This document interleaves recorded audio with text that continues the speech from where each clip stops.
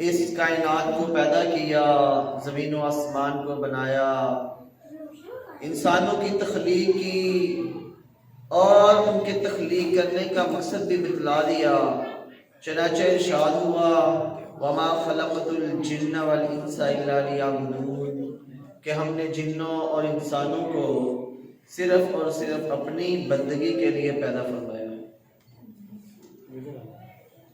ان گنت بے شمار لاتعداد درود و سلام ہو ان ہستی اقدس پر کہ جن کا نام نامی اسم گرامی حضرت محمد مصطفیٰ صلی اللہ علیہ وآلہ وسلم ہے، کہ آپ صلی اللہ علیہ وسلم کو اللہ تبارک و تعالی نے ہماری طرف مبعوث فرمایا تاکہ آپ صلی اللہ علیہ وسلم ہمیں ڈرائیں اور ہمیں خوشخبریاں سنائیں۔ اس کا فائدہ یہ ہوگا کہ ہم جو جہنم میں گرنے والے تھے اگر دین کے اوپر چلیں گے، دین اسلام کی بات کریں گے، جو اللہ تبارک و تعالی نے ہمیں حکم دیا ہے ہم اس حکم کو مانیں گے، تو پھر اللہ تبارک و تعالی نے ہم سے ایسی جنت کا وعدہ کیا ہے کہ جس کی نعمتیں ایسی ہیں جو کسی انسان کے دل کے اندر کھٹکے بھی نہ ہوں۔ انسان کو خیالات ہوتا ہے، انسان ایک زاویہ بنا لیتا ہے، انسان ایک تصویر بنا لیتا ہے اپنے ذہن میں، اسے جو بھی آپ بیان کریں اس کے ذہن میں ایک چیز چل رہی ہوتی ہے کہ وہ ایسی جگہ ہوگی، وہ ایسا مقام ہوگا، وہ ایسا انسان ہوگا۔ لیکن جنت ایک ایسی جگہ ہے کہ جو انسان تو کیا کسی جن کے دل کے اندر میں کھٹکا بھی پیدا نہیں ہوگا، جنت کے اندر وہ نعمتیں ہیں۔ آپ صلی اللہ علیہ وسلم نے ارشاد فرمایا کہ اگر جنت کے اندر نعمتوں کا ذکر کیا جائے اور ان کی مشابہت دنیا کی چیزوں میں کی جائے تو وہ صرف جنتیوں کے نام ہیں، جو وہاں پر وہی نام ہوں گے جو دنیا کے اندر نام ہوا کرتے تھے، باقی تمام کی تمام چیزیں تبدیل ہوں گی اور ہوں گی۔ تو جنت ایک ایسا مقام ہے کہ جس کے لیے ہمیں محنت کرنے کی ضرورت ہے۔ آج ہم اپنے گرم بستروں کو چھوڑنے کے لیے تیار نہیں، اپنے گھر سے اٹھ کر مسجد میں آنے کے لیے تیار نہیں، اور مسجد کے پاس بیٹھنے والے رہنے والے کئی لوگ ایسے ہوتے ہیں جو مسجد میں چل کر تشریف لانا پسند نہیں کرتے، اور ان سب کی ہماری تمام انسانوں کی خواہش یہ ہے کہ جب بھی ہمیں موت آئے تو وہ مدینے میں آئے۔ تو میرے بھائیوں، مدینے میں اگر موت چاہیے تو پھر کام وہ کرنے پڑیں گے جو مدینے والے نے بتلائے ہیں۔ ہم ان کی بات تو نہ مانیں لیکن خواہش کریں کہ ہم مدینہ کے اندر فوت ہوں۔ گزشتہ 2 جمعے ایک تو اللہ تبارک و تعالیٰ کی وصیت جو اللہ تبارک و تعالیٰ نے انسانیت کو کی کہ جب تمہارے والدین دنیا سے رخصت ہو جائیں تو پھر ان کی جو وراثت ہو اسے تقسیم کر دو انصاف کے ساتھ، اس کے اوپر خطبہ ہوا، اور اس کے بعد اللہ تبارک و تعالیٰ نے جو یتیموں کے حقوق ہیں، جو ان کے مال کے قریب بھی نہ جانا ہے، اس کے بارے میں بات ہوئی۔ اللہ تبارک و تعالیٰ نے ارشاد فرمایا وَلَا تَقْرَبُوا مَالَ الْيَتِيمِ کہ مال کے یتیم کا جو مال ہو اس کے قریب بھی نہیں جانا، إِلَّا بِالَّتِي هِيَ أَحْسَنُ مگر یہ کہ تمہارا ارادہ اچھا ہو، اس کی پرورش کرنا ہو، تو پھر تم یتیم کے مال کو اپنے کنٹرول میں اپنے ہاتھ میں لے سکتے ہو۔ ایک بھائی نے سوال کیا تھا کہ جن بچوں کو ماں باپ آگ کر دیتے ہیں، گھر سے نکال دیتے ہیں، ان کے بارے میں کیا حکم ہے؟ تو میرے بھائیوں، جو انسان اس کے والدین، چاہے اس کا والد ہو یا اور کوئی ہو، اس کی ماں ہو، اگر وہ اس کو آگ کر دیتے ہیں، گھر سے نکال دیتے ہیں، چاہے اس کی وجہ جو بھی ہو، تو اسلام نے جو ہمیں حکم دیا ہے وہ یہی ہے، ادعوہم لآبائہم هو اقسط عند اللہ، کہ تم بلاؤ ان کو ان کے باپوں کے نام سے، یہ اللہ کے ہاں زیادہ انصاف کی بات ہے۔ کہ مطلب یہ اس سے نکلتا ہے مسئلہ کہ جب انسان آگ کر دیتا ہے اپنی اولاد کو، لیکن وہ دنیا سے چلا جاتا ہے، تو اس کا وراثت میں پھر بھی حق موجود ہے، وہ بیٹا اپنے والد کا وارث ہے۔ اور اسی طرح جب ہم اپنے بچے کسی اور کو دے دیتے ہیں تو ان کے لیے بھی یہی حکم ہے کہ وہ بھی تمہارے وارث ہیں۔ اللہ تبارک و تعالی جو میں نے بیان کیا پچھلے 2 خطبوں میں، ان کے اوپر ہم سب کو عمل کی توفیق عطا فرمائے۔ اور یہ نہایت ہی اہم مسئلے ہیں، ایک تو یتیم کے مال کے پاس نہ جائیں، اور دوسرا جب بھی فوت ہو جائے تو اس کی وراثت کو تقسیم کیا جائے، اور جو وراثت کو تقسیم نہیں کرتے وہ بھی ظالم ہیں، اور جو اپنا حق طلب نہیں کرتے وہ بھی ظالم لوگوں کے اندر شمار ہو، کیونکہ ظلم کرنے والے کا ساتھ دینے والا بھی ظالم ہے۔ اسی طرح جو بھائی اپنی بہنوں کو حق نہیں دیتے اور بہنیں بھی مطالبہ نہیں کرتی، تو گویا وہ بھی اپنے بھائیوں کے ظلم میں ان کا ساتھ دے رہے۔ تو اس لیے ظلم سے بچے اور اپنے حق کا مطالبہ کریں۔ اب ہم انشاءاللہ جنت الفردوس کی بات کریں گے۔ جنت کے کئی نام ہیں، جن میں سے چند میں آپ حضرات کے گوشے گزار کرنے کی کوشش کروں گا۔ اللہ تبارک و تعالی نے سورہ یاسین کے اندر ارشاد فرمایا، واللہ یدعو الی دار السلام ویہدی من یشاء الی صراط مستقیم، کہ وہ تمہیں بلاتا ہے دار السلام کی طرف، کہ جنت کا پہلا نام کیا ہے؟ دار السلام، سلامتی کا گھر۔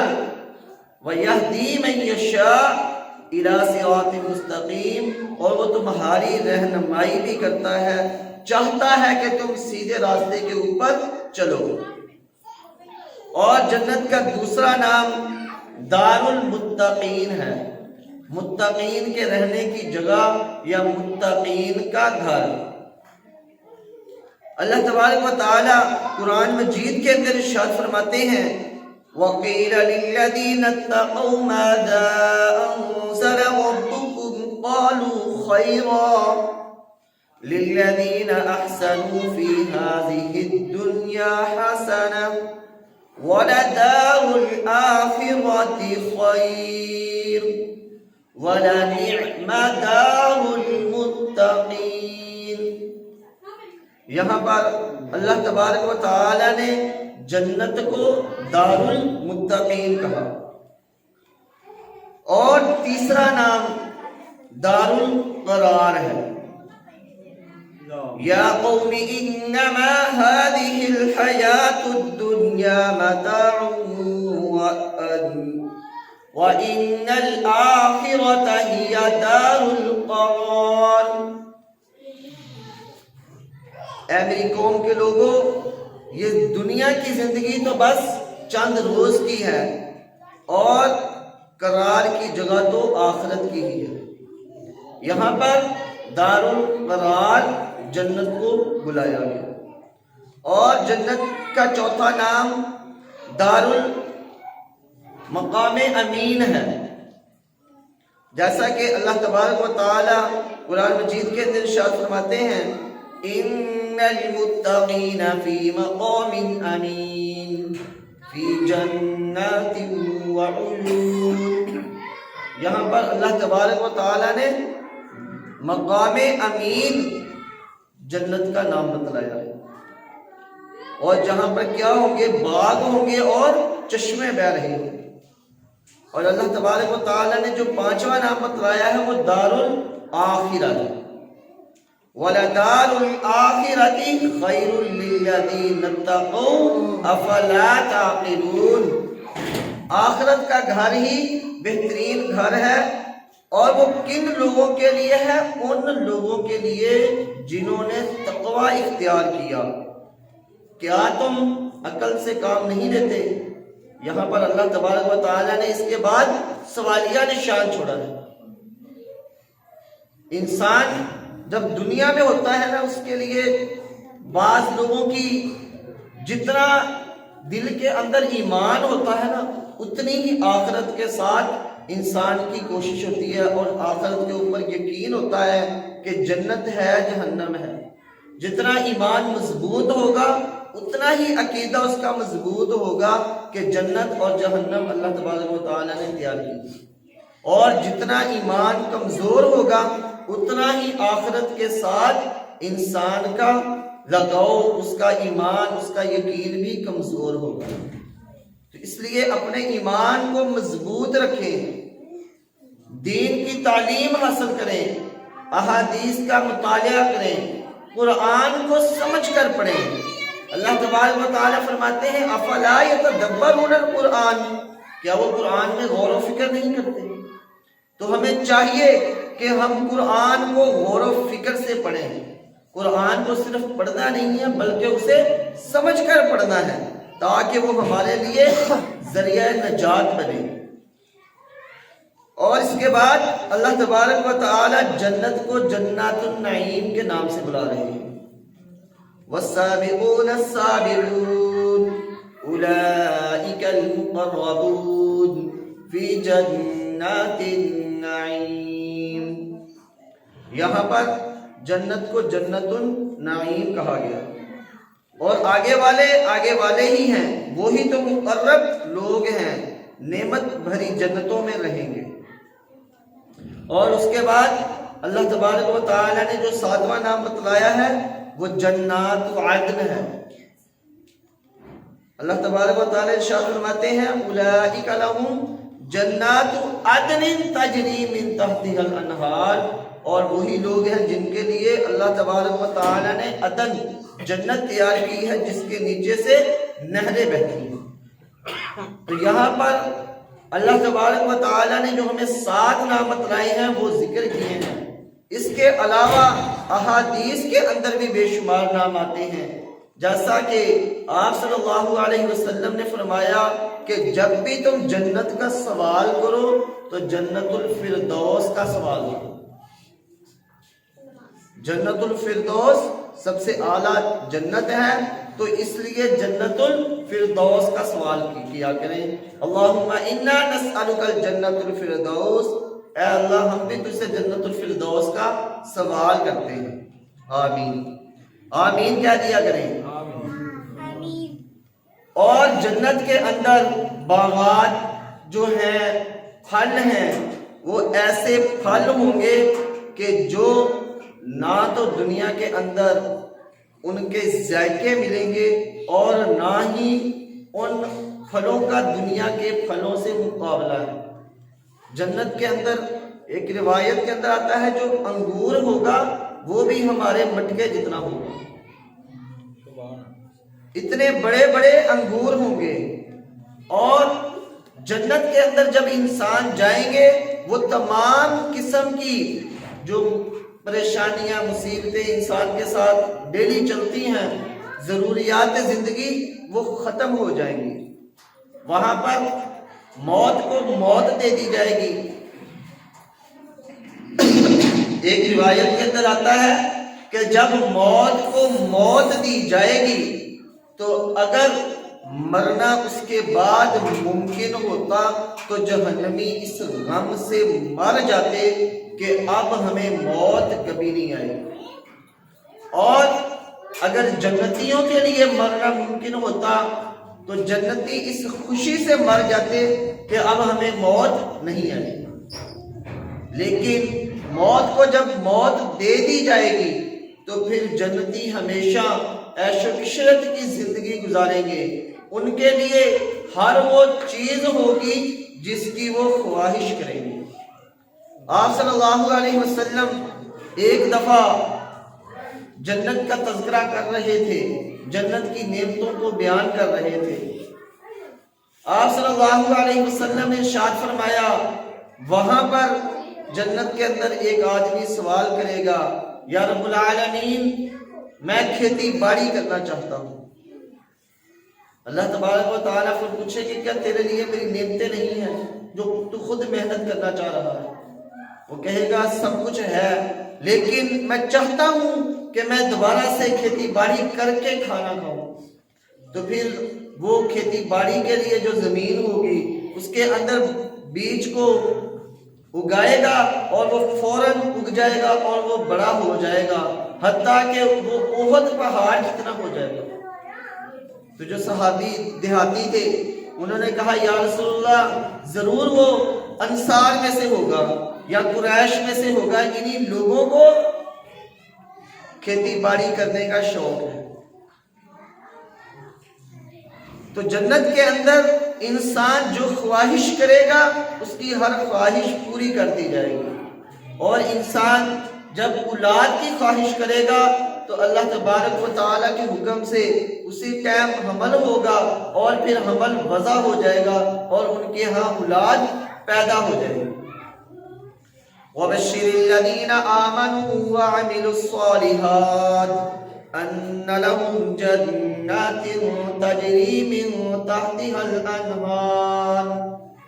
اس آیت کے اندر اللہ تبارک و تعالیٰ اپنے پیارے حبیب حضرت محمد مصطفیٰ صلی اللہ علیہ وسلم کو فرما رہے ہیں کہ خوشخبری دے دیجئے ان لوگوں کو آمنو جو ایمان لائے، وعملوا الصالحات اور ایمان لانا کافی نہیں، اس کے بعد نیک عمل بھی کیے ہیں، ان لہم جنات تجری من تحتها الانہار کہ ان کے لیے نعمتیں ہیں، جنت ہے جس کے نیچے سے نہریں بہ رہی ہیں۔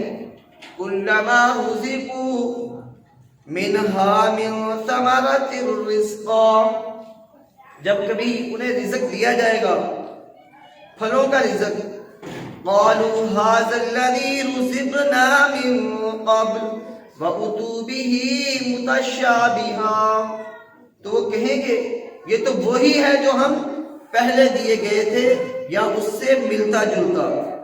وَلَهُمْ فِيهَا أَزْوَاجٌ مُطَهَّرَةٌ، اور اس میں ان کے لیے بیویاں ہیں پاک، ان بیویوں کو جو دنیا کے اندر بیماریاں ہوتی ہیں عورتوں کو، وہ اس تکلیف سے پاک ہوں گی، انہیں کبھی جو انسان عورتوں کو حیض آتا ہے وہ ان کا حیض وہاں پر ختم ہو جائے گا، انہیں یہ تکلیف پریشانی جنت کے اندر نہیں ہوگی۔ وَهُمْ فِيهَا خَالِدُونَ، اور وہ اس کے اندر ہمیشہ ہمیشہ رہیں گے۔ یہ سب سے بڑی نعمت ہے کہ وہ اس کے اندر ہمیشہ پاک رہیں گے، اور جو وہ خواہش کریں گی ان کی خواہش کو فوراً پورا کر دیا جائے گا۔ اور جنت کے اندر خاندانی نظام بھی ہوگا، انسان اپنے بچوں کے ساتھ، اپنے والدین کے ساتھ جنت میں رہے گا۔ یہ نہیں ہے کہ صرف انسان اکیلا ہے، وہاں پہ اسے کمی محسوس ہو دوسروں کی، نہیں، بلکہ اس کا بھی اللہ تبارک و تعالیٰ نے حل پیش کر دیا اور بتلا دیا، جنات عدن يدخلونها ومن صلح من آبائهم وأزواجهم وذرياتهم والملائكة يدخلون عليهم من كل باب سلام عليكم بما صبرتم فنعم عقبى الدار۔ جنت عدن کی اس کے اندر داخل ہوں گے جو نیک لوگ ہوں گے، ان کے باپ دادا سے اور ان کی بیویوں سے، ان کی اولادوں سے، اور فرشتے ان کے اوپر داخل ہوں گے ہر دروازے سے اور کہیں گے السلام علیکم۔ ہر دروازے سے فرشتے آ رہے ہیں اور جنتیوں کو سلام کر رہے ہیں۔ جو ان کا وہاں پر جنتیوں کا تحفہ ہوگا وہ سلام ہوگا، تو گویا جو ہم دنیا کے اندر سلام کرتے ہیں ایک دوسرے کو، یہ جنت کا تحفہ ہے جو جنت میں جنتی ایک دوسرے کو دیا کریں گے۔ جب بھی ایک دوسرے کو ملیں گے سلام کریں گے، وآخر دعواہم ان الحمد للہ رب العالمین۔ اور جو جنتیوں کی آخری پکار ہوا کرے گی جب وہ ایک دوسرے سے جدا ہوں گے تو کہیں گے الحمدللہ رب العالمین۔ تمام قسم کی تعریفات اللہ عز و جل کے لیے ہے جو تمام جہانوں کا رب ہے، پالنے والا ہے۔ سلام فرشتے اس لیے کریں گے سلام علیکم بما صبرتم، سلامتی ہو تم کو جو تم نے صبر کیا، فنعم عقبی الدار، بس آخرت کا گھر جو ہے وہ بہترین مقام ہے، بہترین جگہ ہے۔ تو آج ہمیں اس چیز کی ضرورت ہے کہ ہم جنت میں جانے کے لیے تیاری کریں۔ ہم نے کہیں رحلت سفر باندھنا ہوتا ہے، چاہے وہ کوئی چھوٹی جگہ ہو یا ہمارے شہر سے دوسرے شہر میں جانا ہو، حتیٰ کہ آج ہم نے اپنے ہی شہر کے اندر جب گھر سے نکلنا ہوتا ہے تو تیاری کر کے نکلتے ہیں، اچھے کپڑے پہنتے ہیں، سرما وغیرہ لگاتے ہیں، اپنے آپ کو عطر وغیرہ سے خوشبودار کرتے ہیں، مسواک وغیرہ گھر میں برش وغیرہ کرتے ہیں، تیاری کر کے نکلتے ہیں۔ تو سوچیں کہ ہم آخرت کے اتنے لمبے سفر پر جا رہے ہیں تو ہم نے اس کے لیے کیا تیاری کی ہے۔ ہمیں ضرورت ہے اس چیز کی کہ ہم آخرت کی تیاری کریں، اور آخرت کا گھر ہی بہترین گھر ہے۔ یہ دنیا کی زندگی ایک عارضی زندگی ہے، گویا کہ انسان یہاں پر آیا، ایک اذان ہوئی اور اس نے نماز ادا کی، اس کا بھی جنازہ ہوا اور وہ دنیا سے چلا گیا۔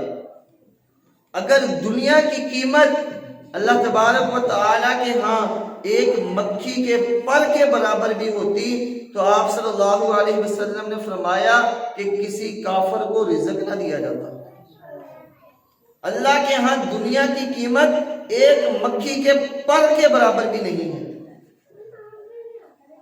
اس لیے کوشش کریں کہ اپنی آخرت کی تیاری ایسے ہو کہ ہمارے لیے آخرت کی منزلیں آسان ہو جائیں۔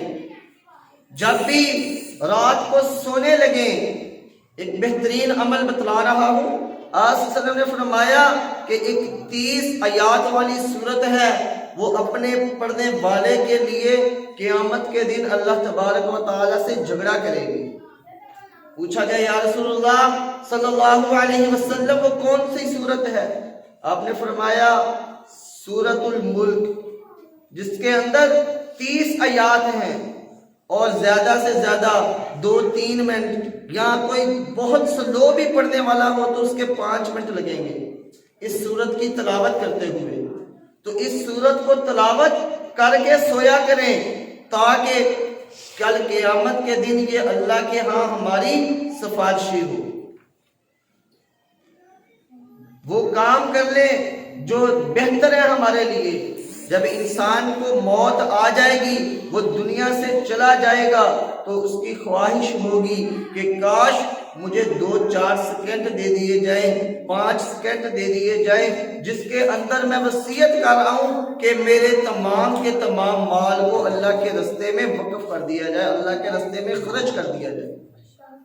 لیکن زندگی کے اندر ہم اپنے مال کو ایسے بچا بچا کے رکھتے ہیں گویا کہ ہم نے اسے ساتھ لے کے جانا ہو۔ لیکن آپ اس چیز کا دیکھ لیں، اس چیز کا تجربہ کر لیں، کوئی انسان دنیا کے اندر ایسا نہیں آیا کہ جو اپنے مال کو اپنے ساتھ لے کے گیا ہو۔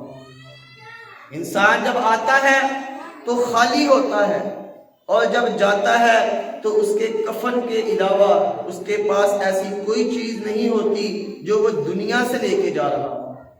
یہ دنیا تب بھی تھی جب ہم نہیں تھے، اور یہ دنیا تب بھی ہوگی جب ہم نہیں ہوں گے۔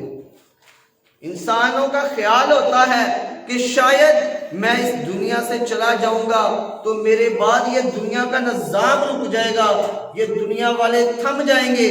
تو میرے بھائی ایسا کوئی معاملہ نہیں۔